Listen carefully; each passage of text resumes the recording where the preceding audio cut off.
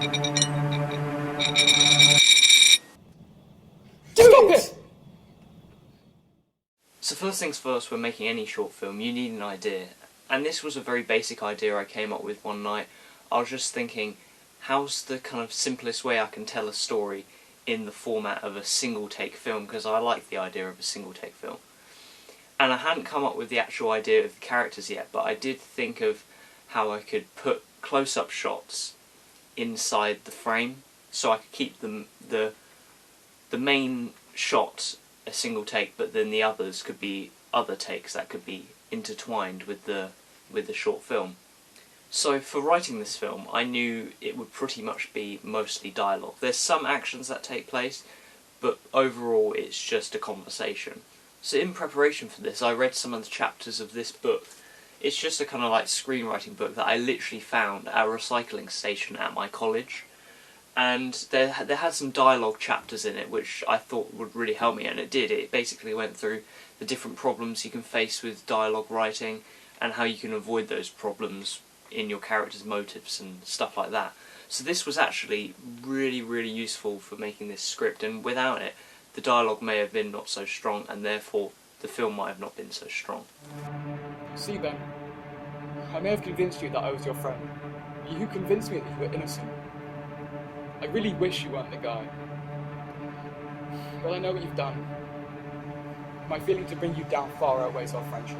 So now I had this script, I needed some actors, because with this film I really wanted to try and push my directing capabilities, because I've noticed I've only really directed myself in the lead roles. I've starred in every single one of my short films, mainly because it was easiest and I was most available. But instead of just telling myself what to do, I thought it would be interesting to actually direct people who want to do acting in the future. And for this I got some acting students involved from my college. And then for the storyboarding was obviously quite simple. I literally only had a few shots. But the main kind of plan, or the main storyboard that I used, was basically showing where the shots would go on the frame. And this was very important for then later in post-production, and it's good to show the actors as well what you're trying to achieve. So right from the start of making this film, I knew whereabouts I'd be filming it. I'd want to film it at my college because there's a lot of outdoor tables. It looks like a fairly public place. And this was a really good place to use because there was pretty much no students about at all. It was fairly quiet, and it was a good place to even rehearse as well. Although the shooting for this film doesn't take a long time, the rehearsing does take a while. And this is because we wanted to get it as good as we needed, and the actors needed as much practice as possible, with me with them as well, so I can give them prompts of how they can improve on it. So this was about a week of rehearsals, and each day I'd film one of the takes and look back on the footage later. And what I could also do was then edit that footage later on and see how I can improve it in the final edit, or how we can improve it when we're on set. And then after a week of rehearsing, we went ahead and shot the film. And this did take a few takes, but we got there in the end. I mean, it was quite frustrating quite a few times. Either birds or seagulls would be way too loud, or we'd just hear people coming past, just carrying on their conversations while we're trying to shoot this film. And because it's done all in one take, if there's one mistake, we just have to stop and just go back to the start and try again. So there was also a few times where just one line would miss out, or they'd just forget a line. And overall the actors did so well. Like, I'd not be able to do this at all. Like, remembering that amount of lines and remembering all the different actions you've got to do, especially when a camera's that close to you, you've got to get it on point pretty much. And I think they did brilliantly. To get the eye close-ups to work was quite a struggle, and it was really good that we did all those rehearsals because I could practice in editing how they're going to come together.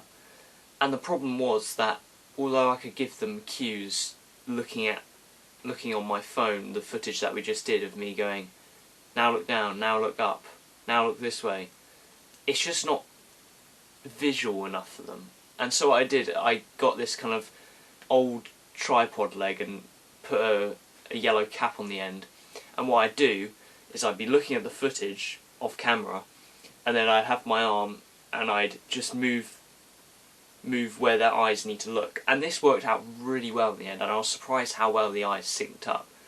And what's quite funny is you can actually see me doing that in a reflection.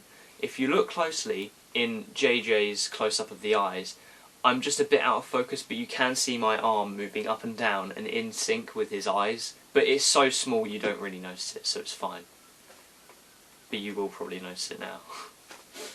So yeah, so this was the most simplest film I've ever had to edit.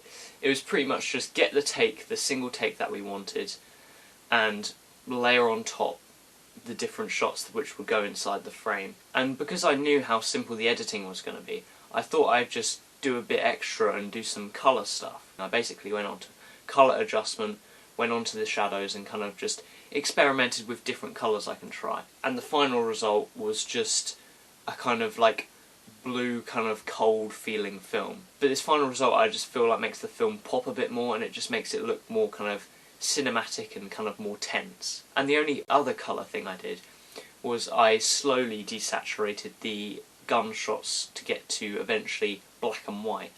And this was of course to signify something, and I think it helped in the end to kind of understand what was really going on in this film. So overall this has been one of my favourite short films I've ever made, mainly because it was so simple. And I do need to say a big thank you to the actors Kay and JJ for their perseverance throughout the rehearsing process of the film. They did amazingly, and I'm just so happy with the result. And that's how I made this film. So thank you for watching this video, and thank you if you did watch the film as well. I hope you enjoyed it, and I just look forward to the next short film I make and doing it all again. So, see ya.